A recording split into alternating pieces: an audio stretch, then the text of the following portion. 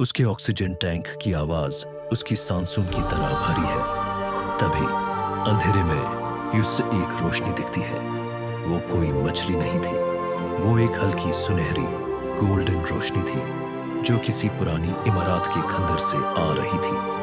वहां एक पाथर के सुतून पिल्लर पर एक सेफ्ट राम की बिल्ली बैठी थी। अटलांटिस की गूंज, रोशनी का आखिरी रखवाला। समंदर की नीली गहराइयों में जहां सूरज की आखिरी किरण भी हिम्मत हार जाती है और जहां वक्त का पहिया थम सा जाता है, वहां एक ऐसा राज छिपा है जिसकी तलाश में सदियों से इंसान ने अपनी जाने दांव पर लगा दे। अलियास एक ऐसा ही महम जो था जिसकी आंखों में बचपन से ही समंदर के प्रासरार शहर अटलांटिस के ख्वाब बसते थे। वो एक ऐसी आबदोज नमासौट में मलबूस था जो जदीद तरीन टेक्नोलॉजी का शाहकार था, लेकिन इस खामोश अंधेरे में वो भी एक तनके की मानिंद महसूस हो रहा था। जैसे जैसे वो नीचे की तरफ बढ़ रहा था, दबाव बढ़ता जा रहा था और दिल की धड़कनें तेज हो रही थीं। अचानक उसके रडार पर एक अजीब सी लहर भरी और अंधेरे के इस समंदर में एक सुनहरी रोशनी की लकीर ने उसे अपनी तरफ मतवजा किया। अलियास ने अपनी आबदोज का रख समत मोड़ा तो उसे यकीन नहीं आया कि सामने क्या है।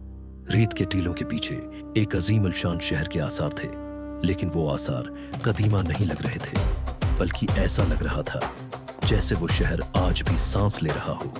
एक बड़े सितून के ऊपर एक सफेद प्राक बल्ली बैठी थी जिसकी नीली आंखें बिल्कुल इंसानी मालूम होती थीं, और वो इतनी गहराई में बगैर किसी खौफ और बगैर किसी सांस लेने वाले आले के साकत बैठी इलियास को देख रही थी।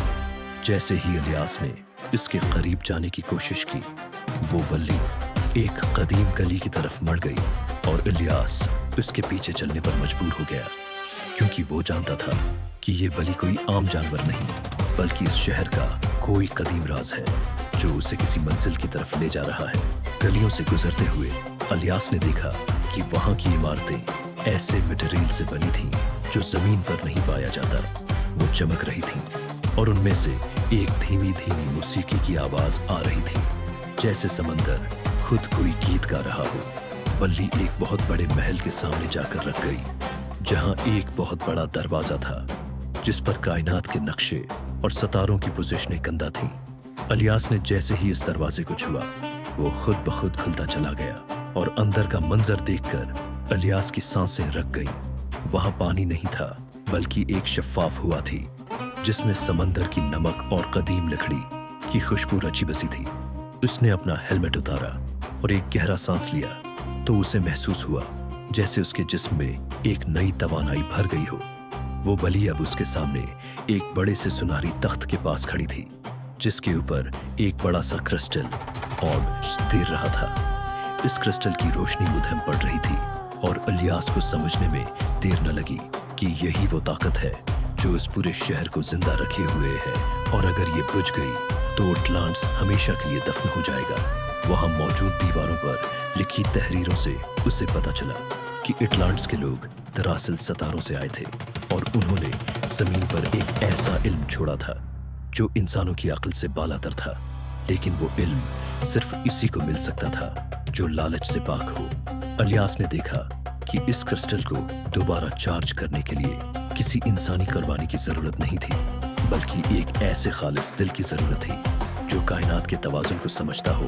वह बली दरअसल इस शहर की रूह थी जो सदियों से एक ऐसे रखवाले का इंतजार कर रही थी जो इस बोझ को उठा सके।